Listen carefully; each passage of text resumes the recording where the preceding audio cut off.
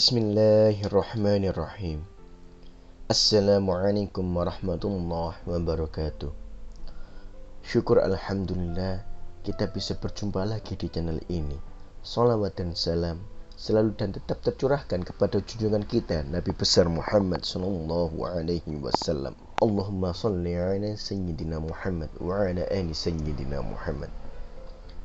Harapan dan doa saya semoga saudaraku semuanya yang menonton video ini selalu diberikan kesehatan, dilapangkan rezekinya, diampuni dosa-dosanya, dan dipanjangkan umurnya.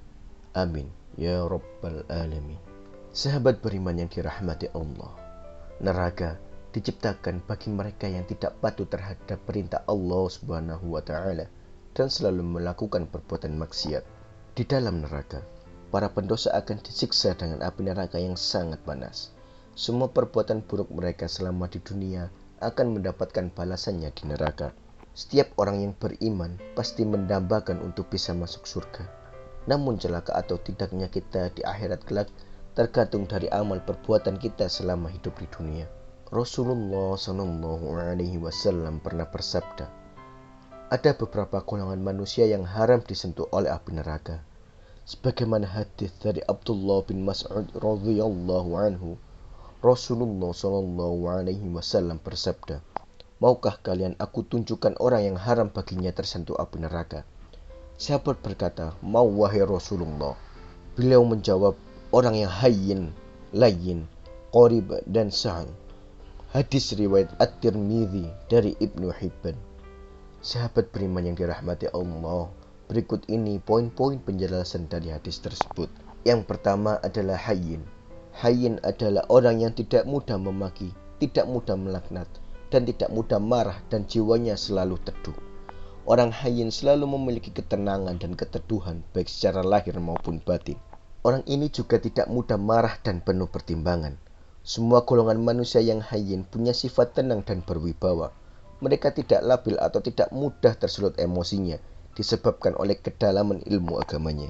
Selain itu, sifat lain dari hayyin adalah tidak gerasa gerusuk, tidak mudah menyimpulkan berita yang sampai kepada dirinya dan sulit untuk menerima berita buruk atau tidak mudah percaya fitnah. Manusia yang memiliki sifat seperti ini, kelak jasadnya tidak akan sanggup disentuh oleh api neraka. Yang kedua, layyin. Layyin adalah orang yang selalu menginginkan kebaikan antar sesama umat manusia. Golongan layyin punya sifat lembut dan santun, baik dalam berbuat maupun dalam bertutur kata. Secara otomatis, manusia yang termasuk layyin ini tidak kasar, tidak semaunya sendiri, dan segalanya tertata dengan baik. Ciri khas lain dari layyin adalah tidak suka memaksakan pendapatnya sendiri ke orang lain. Selain itu, golongan layyin adalah orang yang lembut dan penuh kasih sayang. Layyin itu tidak pernah berbuat kasar atau marah-marah pada saudaranya sesama muslim tanpa alasan yang syar'i. Layyin juga adalah orang yang lemah lembut dan selalu menginginkan kebaikan untuk sesama manusia. Yang ketiga, qarib. Qarib adalah orang yang akrab, ramah diajak bicara, dan punya pribadi yang menyenangkan bagi semua orang. Golongan manusia qarib juga senantiasa menebar senyum jika bertemu dengan orang lain dan tidak lupa selalu memberikan salam. Golongan manusia qarib sangat mudah diajak berteman. Ia juga menyambung tali silaturahmi dan ukhuwah sesama umat muslim. Orang yang senantiasa ramah dan menebar senyum hangat inilah yang menghalangi api neraka untuk menyentuh jasadnya. Yang keempat, sahil. Sahil adalah orang yang tidak suka mempersulit sesuatu, suka menolong dan selalu punya solusi di setiap permasalahan. Tipe orang seperti ini sangat cocok untuk dijadikan teladan abdi negara yang bekerja untuk melayani masyarakat. Orang sahil juga termasuk orang-orang yang baik hati karena selalu memudahkan urusan setiap muslim dengan cara yang benar dan tidak pernah mempersulit urusan orang lain.